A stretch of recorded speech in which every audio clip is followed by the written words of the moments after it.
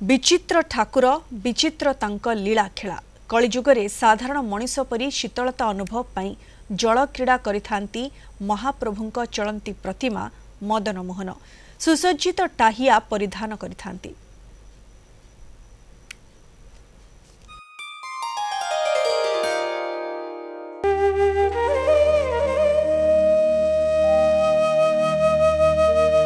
महाप्रभुंको सेवा पूजारे 36 निजोग खंजा किंतु महाप्रभु भक्तर मनोबांछा पूरण पाई परोक्षरे सेवा प्रदान करिसंती। एभली एक सेवा हेउछि टाहिया सेवा।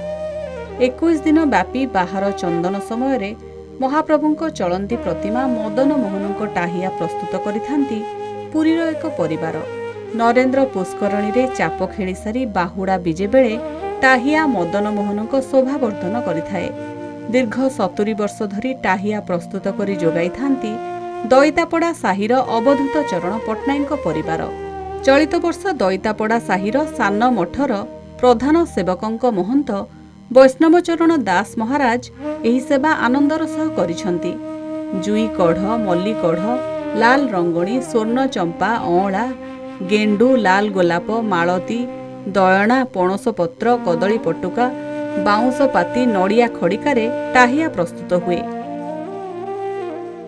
दीर्घ दिन सेवा जिते आम पाख मिली निश्चय आम सौभाग्य बोली मन करुचु। ये जो टाहिया होची ये टाहिया केवल फूलर कढ़ी ही तैयारी होची। पुष्प मानक भितर जमी मल्ली फूल सुगंधी एवं जुई फूल अति सुगंधी, सुगंधराज, बौल फूल समस्त जेते सुगंध पुष्प थिब से पुष्पर कलिकार ही ये टाहियाटी तैयारी कराउछि। ए टाहियाटी को देखिले आपण देखिले भाबिबे एते छोट टाहियाटी एते समय केमिति लागुछि। ये आज्ञा 10-12 घंटा लागुछि। एथुरु 15 रु 20 जन प्राय माँ मैंने आसुँच।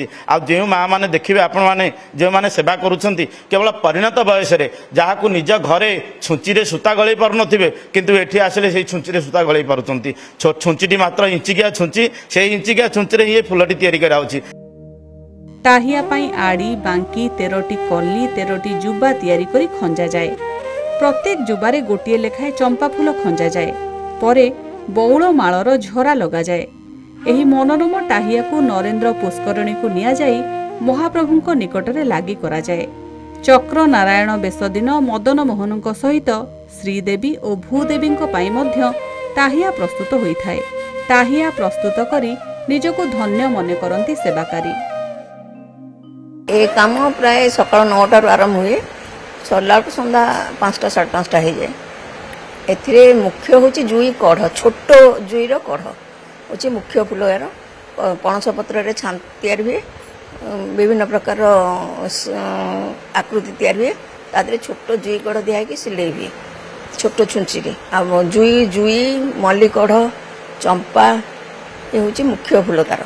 आ रंगीन करने केते गेंडू रंगणी सब लगे कि बासना फूल भितर जुई कढ़ हूँ मुख्य फूल।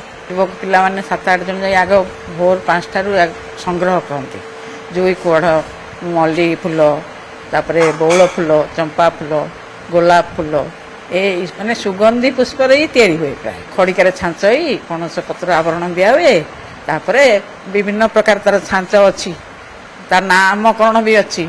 आड़ी, कली, एटा हूँ बांकी, तापरे चक्की, तापरे कली, तापरे गोटे जुबा, झरा, झुंपा एमती विभिन्न प्रकार नामकरण अच्छी। से सब छांच जे जोटा करी ठाकुर लगे माने ताको तो वर्णना करना से आनंदर। चंदन यात्रा आरंभ हो गले दईतापड़ा साहिर सान मठरे आरंभ हो जाए टाहिया गुंथा।